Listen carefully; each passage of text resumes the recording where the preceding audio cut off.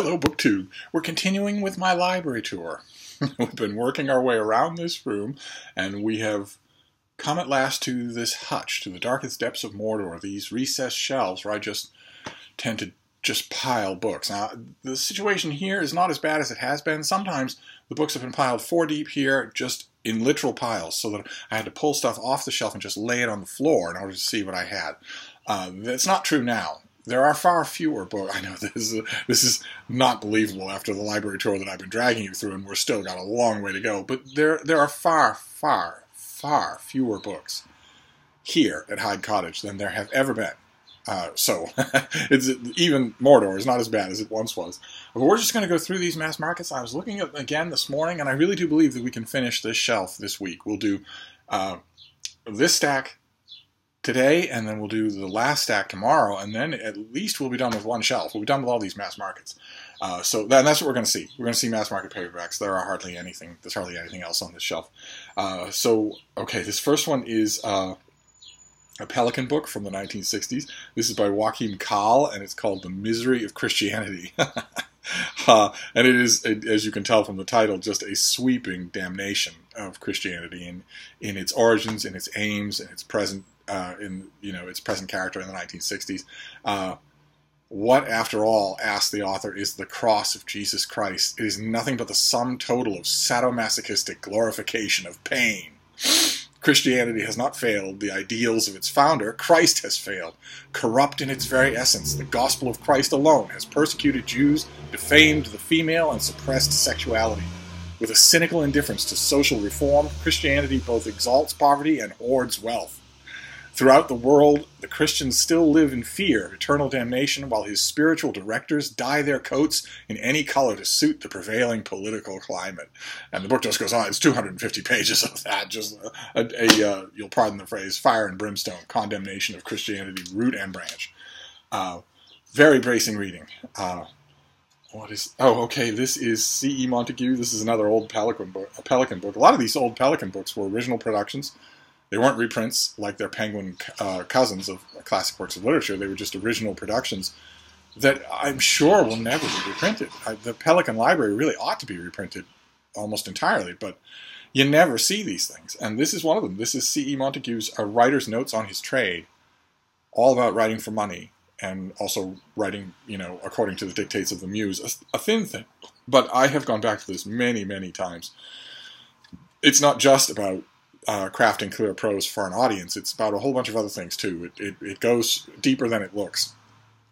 I would love it if I had a normal version of this thing. I've reinforced it twice, but I would shudder to think how long it would last if I kept reading it, if I read it as much as I want to.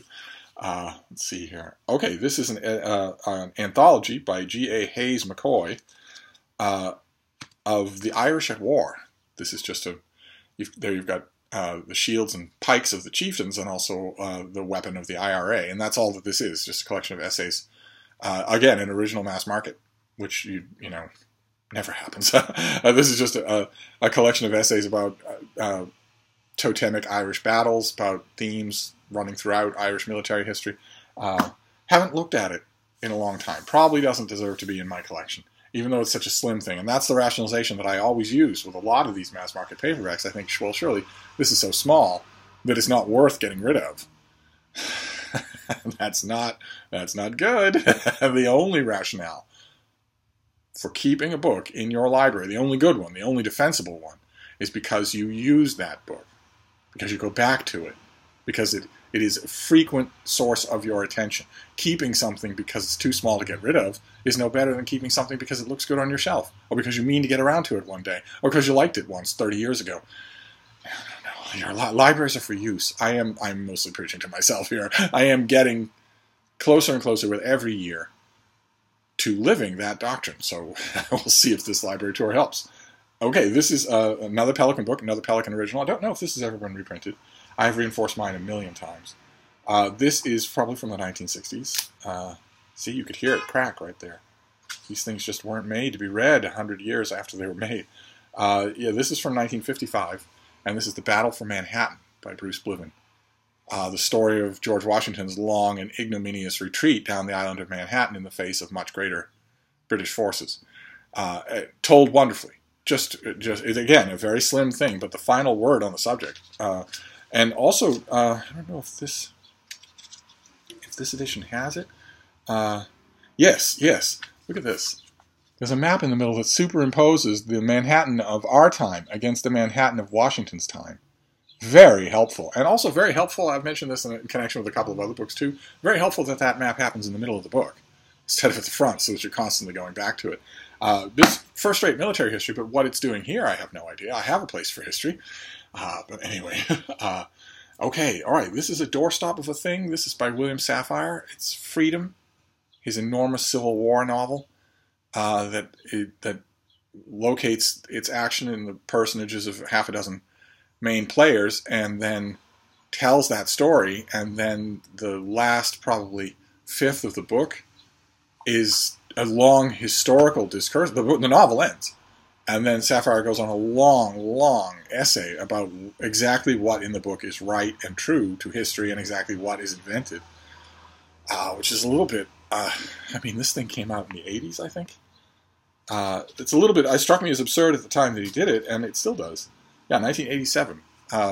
I read this. I reread this recently. I had the hardcover for a long time, then I had the mass market for a long time, and then I got rid of both for a long time, and often thought about this book. And then recently found this big fat mass market paperback and reinforced it and read it again and liked it a lot more as a novel. The time that I reread it, I intentionally just skipped the so-called underbook at the back. I just didn't bother with it at all. If I want to read history of Civil War, I'll go to people other than William Safire. And the novel itself is quite good. I reviewed this book when it first came out, and I was mystified by the decision of a historical novelist. He's not the only one who's done it, to be so elaborately defensive about what you've made up and what you haven't. Anyway, okay, this is John Flint Roy, and the inimitable Boris Vallejo. This is A Guide to Barsoom, an old mass market paperback of, we're never told that John Carter wears a helmet, but that's okay. Boris Vallejo used it. We're also not told that the Tharks are gnawing monsters like that. And also, we're not getting Deja Thoris at her best. So all in all, Boris Vallejo had one priority in mind for this cover, and it's carried on rather well. But this is not an Edgar Rice Burroughs John Carter of Mars book. This is a guide to them, a dictionary of all terms, all sorts of concepts explained in here. Back when John Carter of Mars was better known and when science fiction fans embraced it. I don't know why they don't embrace these novels now. They're terrific. They're absolutely terrific. They're in a bad way. Some of them are terrific in a bad way. Some of them aren't. There's an enormous amount of invention in every one of them. And the first three, well, anyway, this came out when this same publisher was coming out with a new run of John Carter of Mars reprints, and this is long since gone. The only practical use that something like this would have, I think I have 2 copies of this somewhere. The only practical use that a book like this would have would be if you wanted to do Barsoomian fiction of your own, which is becoming more and more possible to do as John Carter stories move into the public domain, as their copyright expires. It becomes more and more possible to write your own Barsoom stories, and you need a guide like this for that, because this covers every term and proper name and place name everywhere in the canon, so that's mighty helpful. Okay. All right, a theme of this shelf here has been classic science fiction and fantasy. Science fiction and fantasy that is now gone from bookstores and shouldn't be. And that fans of science fiction and fantasy should read. They should hunt them down and find them and read them. Because science fiction and fantasy as a genre does a terrible job of presenting these things, keeping them in print. There's no, for instance, that I know of, there's no equivalent of, for instance, the Library of America for science fiction and fantasy. There used to be. There have been aborted attempts at it over the years, but right now, no. Which is unfortunate. But this author is the same.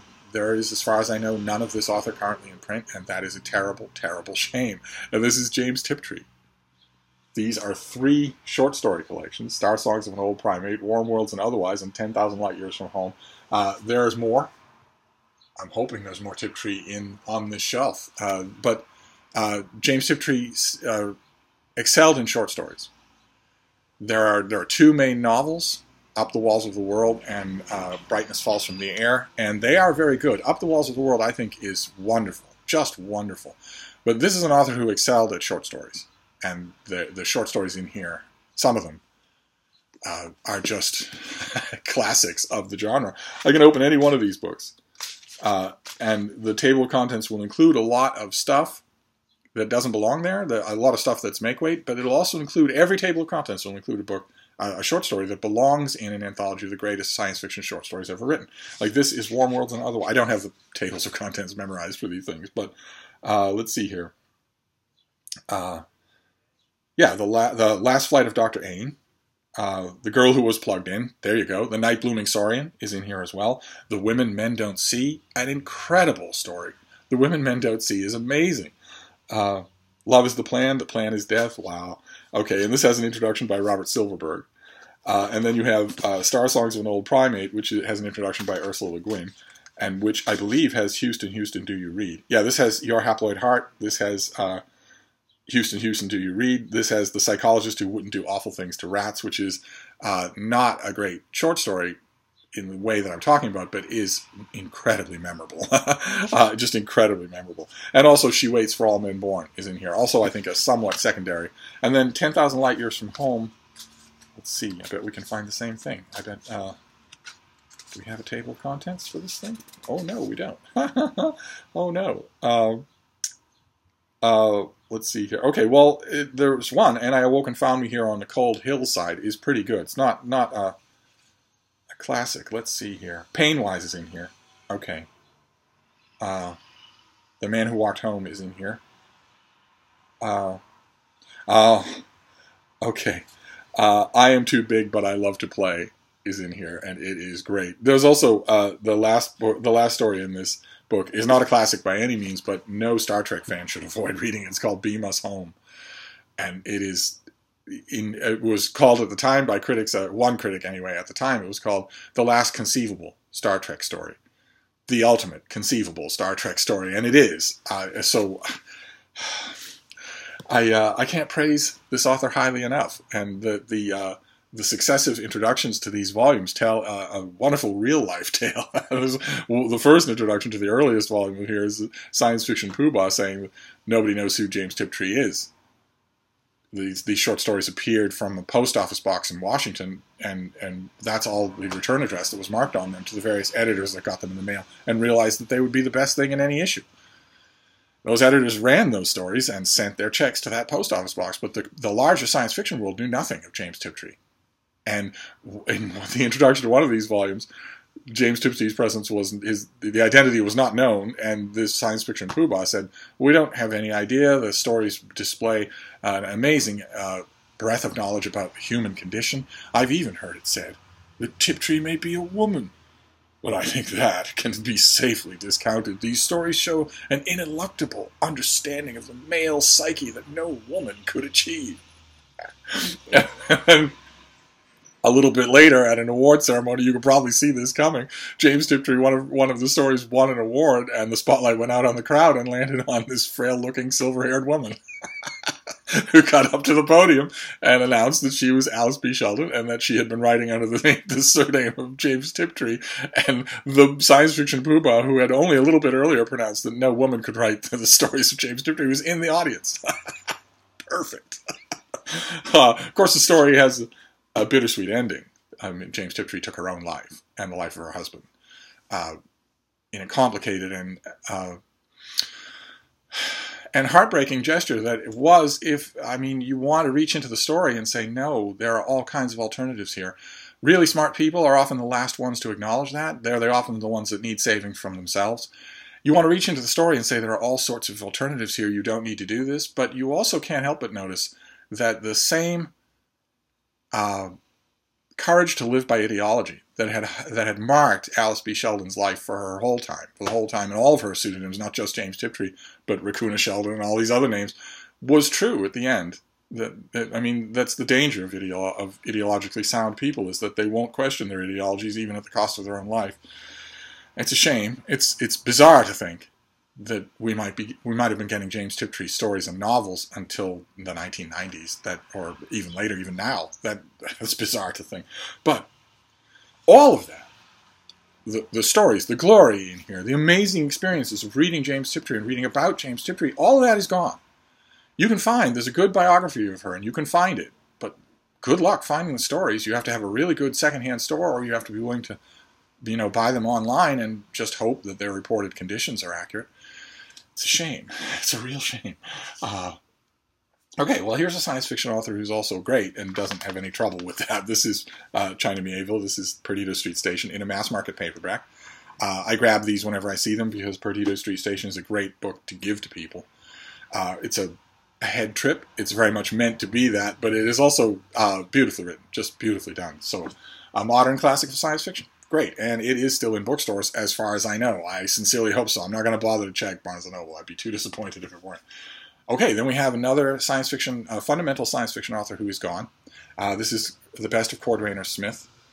These books, The Best of, Del Rey did these for a few years for almost everybody in the science fiction world, and they are amazing volumes to find. The editorial on these things, not just the ones... this is classic science fiction edited by J.J. Pierce, but much like the Year's Best Science Fiction, Year's Best Short Stories, Best American Short Stories, that sort of thing, these things had an underlying anonymous editorial crew, apart from the name that they got for the cover. And that anonymous editorial crew was fantastic, and they stayed the same for every book and for every author. And as a result, the editorial vision of these Best Of volumes is incredibly good, incredibly sound. Sometimes you look at Best Of volume of an author whose work you know front to back, and you look at the Best Of and you think, what on earth? Look at all that's missing from here. Look at the bad choices that were made. And you never get that impression with these books. And unfortunately, I think this is the only Best Of that I have. But they did everybody. And if you go to an old library book sale or an old yard sale or whatever, and you see these things, grab them, because they're really well done. But I don't think they ever did any better volume than The Best of Cordwainer Smith. There is Alpha Ralpha Boulevard, and there are a lot of our main characters. There's the Lost Semel. The guy with the box on his chest is a scanner from Scanners Live in Vain. And a whole bunch of other things. You will also see, I believe, if you look, you'll see a Minotaur. This is an original Dower K. Sweet cover, and the Del Rey never did a better job than with this, and they also never had a better seller. And I can't believe those two things aren't connected. This sold better than all the other books in the Best Of volumes put together. And this is all of the classic short stories of Cordwainer Smith, all set in his Instrumentality of Mankind timeline, which is laid out for the reader. How amazing is that?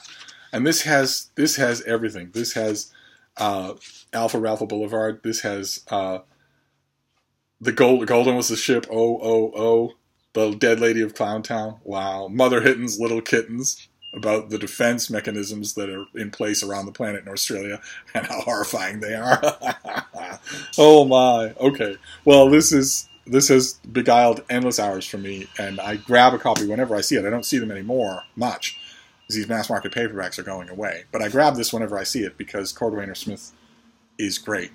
Just great. A terrible shame that science fiction and fantasy fans at the present day, asked to name the titans of their genre, will mention David Eddings. They'll mention David Eddings. They'll mention, I don't even know, John Scalzi. They won't have any idea that these writers exist. They won't have any idea of what they're talking about. For them, the science fiction and fantasy is what they see at their Barnes & Noble. And thanks to the paucity of the reprint culture in the genre, that's almost nothing. And that's a shame. I feel sorry for those readers. Once upon a time, that was not the case. Once upon a time, not only were there 10 times more used bookstores, but they were crammed to the rafters with old, daw and moldy science fiction mass market paperbacks for 5 cents, 10 cents. So, that you could come away with a shoulder bag full of books and just spend a whole hot summer exploring these authors. And that world doesn't exist anymore. No, not at all. So, anyway, let's move on here. Okay, we've got a Penguin English Library series. For a long time, Penguin came out with the Penguin Classics, but they also had an English Library series that was not black spine, but orange spine. And this is one of those. This is Natural History of Selborne by Gilbert White. I don't know why I kept this. Maybe I like the introduction. I have many other versions of Natural History of Selborne. This is one of the greatest works of nature writing ever done. It is widely regarded, widely revered. Its fans still are legion. It's one of, also, if I'm not mistaken, one of the best-selling books in the English language. Right up there with the Bible. The numbers are astronomical.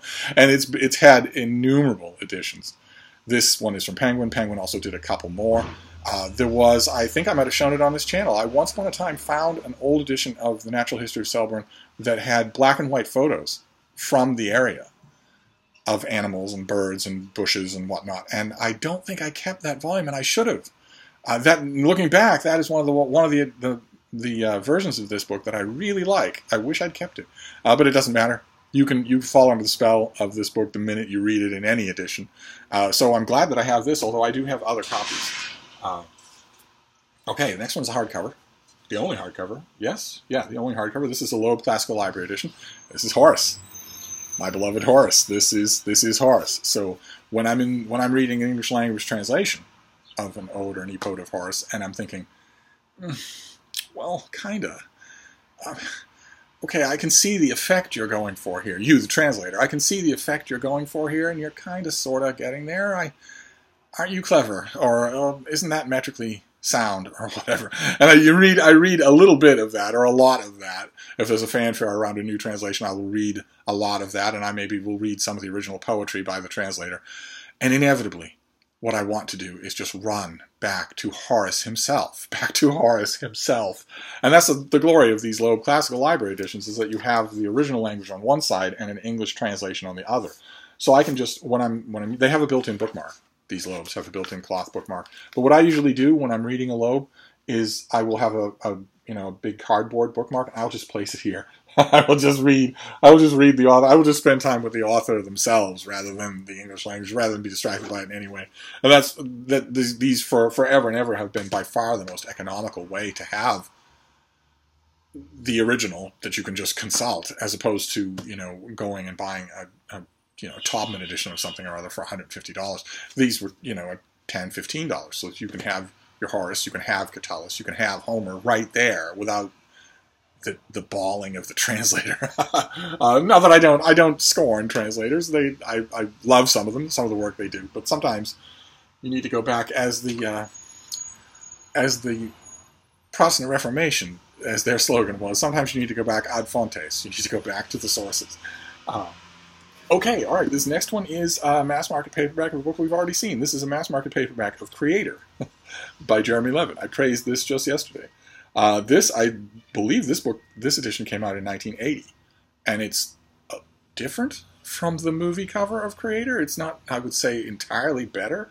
It's lascivious in the way of the 1970s. In 1980, all mass market book covers were still lascivious because the 70s hadn't effectively ended. They didn't end until Ronnie Reagan became president and really assumed power, and then almost got killed and assumed godhood.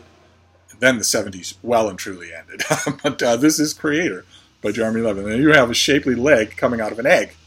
And that's because, as I mentioned yesterday, the main character in this book, Dr. Harry Walper, is trying to regrow his wife, his dead wife, from eggs. And this also has a step back that really is a product of its time. It really has to be seen to be believed. That is something. I don't know what it is, but it is something. So I have 2 copies of Creator. Okay. Okay, then we have the Viking Portable series. This is like the best of series from Del Rey. This is a series that really should be reprinted. Don't update them. Just reprint them. And reprint them in really nice, solid, decal-edge, French flap, flexible binding trade paperbacks. They would sell. They would be used in schools. You should reprint them. But anyway, this is the Portable Boswell and Johnson. And this includes not only large excerpts from the life of Boswell, but also large excerpts from the other books that Boswell wrote about his time with Johnson, the various walking tours and vacations that they took, and letters. And, it's a really, really good volume, just as a good Boswell and Johnson volume that I've kept it, even though I have no shortage of such books. Let's see. Oh, okay. This is the old mass market paperback of Edwin O'Connor's The Last Hurrah, another great American novel of the second half of the 20th century, and one of only a handful of great American novels on American politics. There are hardly any of those. And that's a shame, because the American politics has been foremost in the American mind for the whole of the 20th century and now all of the 21st century, and is pretty intricate, and somewhere, whenever anybody turns a great ear towards it, it makes for a great book. Richard Ben Kramer's book, What It Takes, for instance, is not a novel. Reads like one.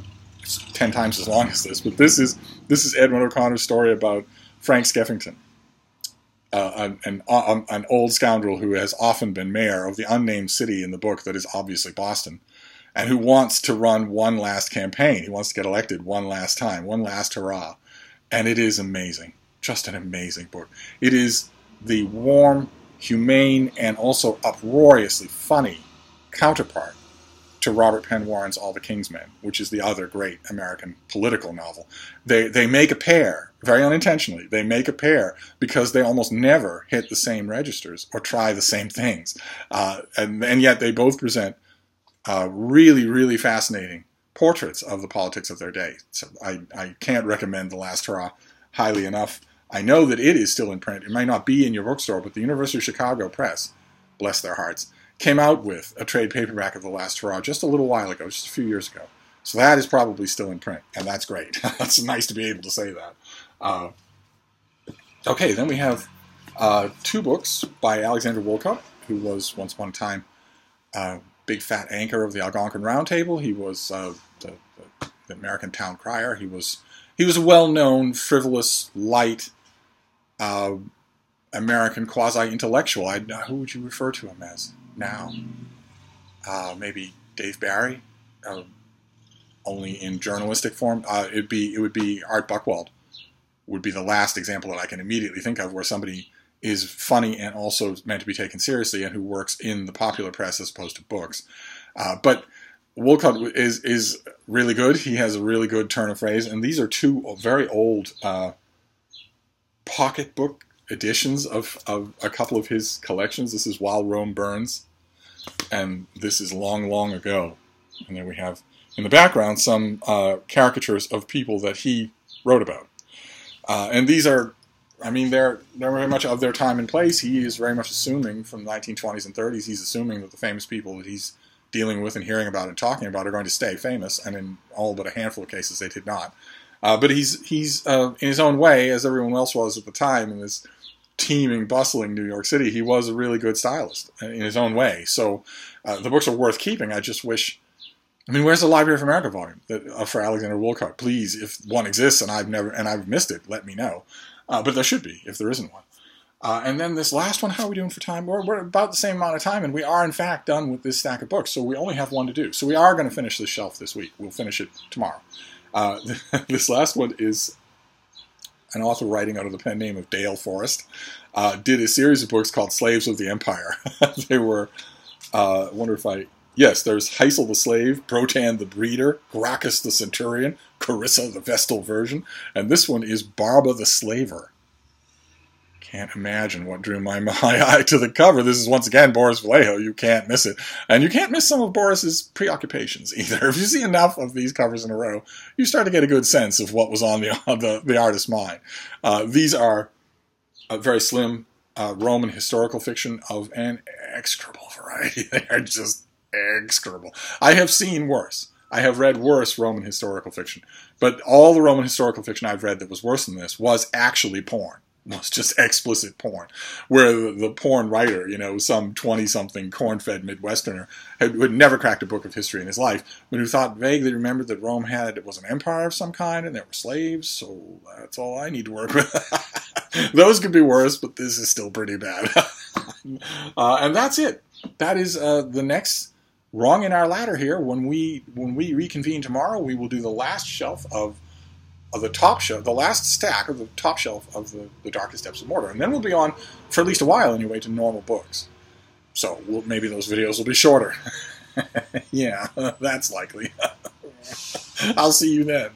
Thank you, BookTube.